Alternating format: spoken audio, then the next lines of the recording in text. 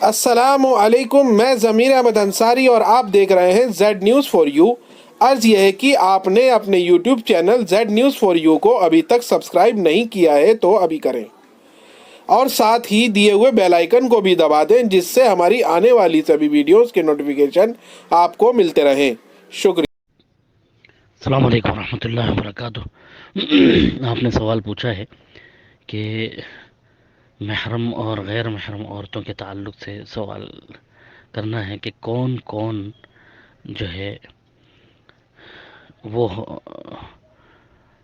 लोग हैं कि जिनसे औरत को पर्दा करना ज़रूरी है, यानी गैर महरम है, और कौन कौन है जिनसे पर्दा करना ज़रूरी नहीं है।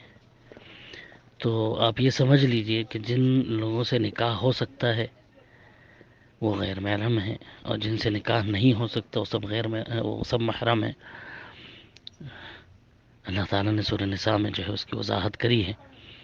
हुर्रिमत अलैकुम उम्महातुकुम व बनातुकुम व अखवातुकुम व अम्मातुकुम व खालातुकुम व बनातुल उख्ति व बनातुल अखी व बनातुल उख्ति व उम्महातुकुम अल्लाती अर्ज़अनकुम व अखवातुकुम मिन अर्रज़अति व उम्महातु निसाइकुम। पूरी आयत में अल्लाह ताला ने जो है मुहर्रमात का जिक्र कर दिया है, और उससे पहली आयत में भी वला तनकिहू मा नकह आबाउकुम मिनन निसाई इल्ला मा क़द सलफ़ फरमाया कि उन औरतों से निकाह न करना या उन औरतों को निकाह में मत लाना जिनसे तुम्हारे बाप निकाह कर चुके हैं, जिनको तुम्हारे बाप निकाह में ला चुके हैं, यानी भले सौतेली माँ हो या पहले कभी निकाह किया था किसी औरत से फिर तलाक दे दी, तो वो जो है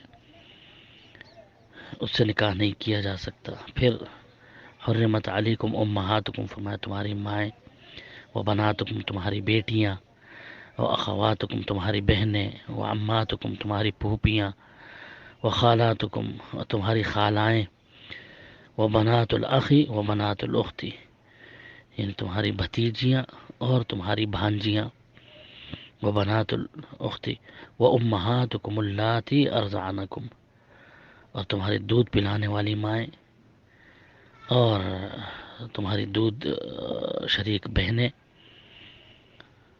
और इसी तरह तुम्हारी बीवियों की माएँ, ये सब निकाह के लिए जो है तुम पर हराम है। फिर आगे जो है अल्लाह ताला ने फरमाया कि दो बहनों को भी जो है एक जगह जमा नहीं कर सकते, यानी अपनी साली से भी बीवी के मौजूद होते हुए उसकी बहन से निकाह नहीं कर सकते। जब तक वो बीवी तुम्हारे निकाह में है उसकी बहन से निकाह नहीं हो सकता, उस वक्त तक वो हराम है। तो इसकी तफसीर में मौलाना अब्दुल क़हार साहब रहमतुल्लाह अलैह ने जो है बड़ी अच्छे अंदाज से इसकी तशरीह कर दी है, जिसको मैं आपके सामने रख देता हूँ। तो आपको जो है वो सब वजाहत हो जाएगी कि कौन कौन मुहर्रमात में से हैं। लिखते हैं कि नस्बी और रज़ाई और ससुराली रिश्ते से जो औरतें मर्द पर हराम हैं उनका बयान हो रहा है। ये समझ लें कि जिस तरह से मर्दों पर जो औरतें हराम हैं, इसी तरह औरतों पर वो मर्द हराम हैं। उसी को आप उल्टा करके देख लें तो इसी से आपको सही मालूम हो जाएगा कि हाँ भाई औरत को किस किस से पर्दा करना है और किस किस से नहीं करना। लिखते हैं कि हज़रत अब्दुल्ला बिन अब्बास रज़ियल्लाहु ताला अन्हु फरमाते हैं कि 7 औरतें बवजह नसब के हराम हैं और 7 बवजह ससुराल के हराम हैं। फिर आपने इस आयत की तिलावत करी। जामे तिर्मिज़ी में है कि इन्नल्लाह हर्रम मिन अर्रज़ाई मा हर्रम मिन अन्नसब। अल्लाह ताला ने हराम कर दिया है रज़ाअत के इतने ही रिश्तों को जितने के नसब के सबब हराम किए हैं। जिन औरतों से निकाह जायज़ नहीं उनकी तफसील मुख्तसरन ये है कि नसब से जो औरतें हराम हैं वो 7 हैं। माँ, बेटी, बहन, फूफी, खाला, भतीजी, भांजी।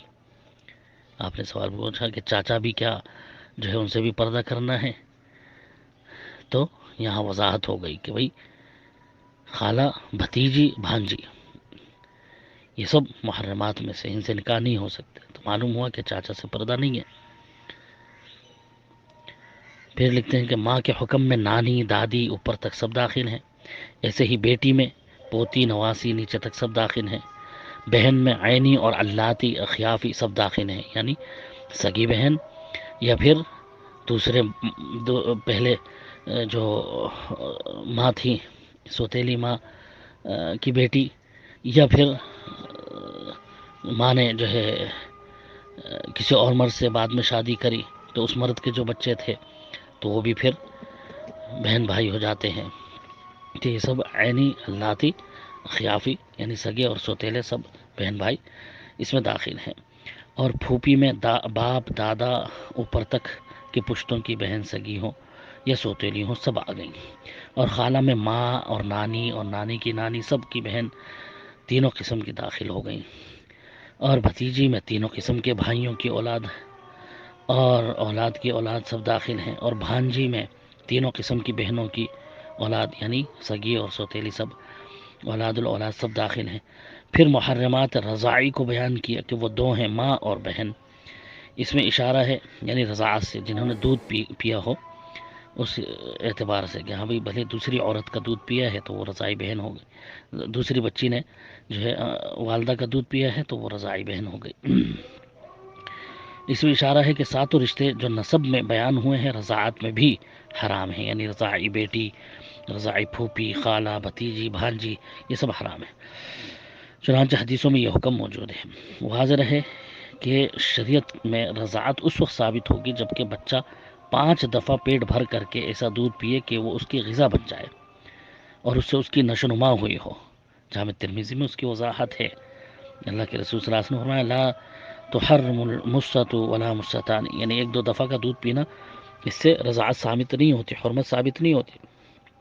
5 دفعہ کم سے کم اس نے پیٹ بھر پیا ہو جس سے اس کی غذا بنی ہو تو پھر رضاعت ثابت ہوتی ہے. پھر نکاح کی وجہ سے جن سے نکاح حرام ہوتا ہے اس کی 2 قسمیں ہیں. ایک یہ کہ ان سے ہمیشہ کے لیے نکاح ناجائز ہو، وہ زوجہ کی ماں یعنی ساس اور زوجہ کی بیٹی، یعنی پہلے کہیں اور نکاح تھا پھر اس عورت سے نکاح کر لیا تو اس کی جو پہلے شوہر سے بیٹیاں ہیں وہ بھی حرام ہیں. جس زوجہ سے تم نے صحبت کی ہو لیکن اگر صحبت سے پہلے طلاق دے دیا تو اس کی بیٹی نکاح میں لا سکتے ہیں. پھر تمہارے بیٹوں کی عورتیں ہیں اس میں نیچے تک کہ پوتے نواسے سب عورتیں اس میں داخل ہیں.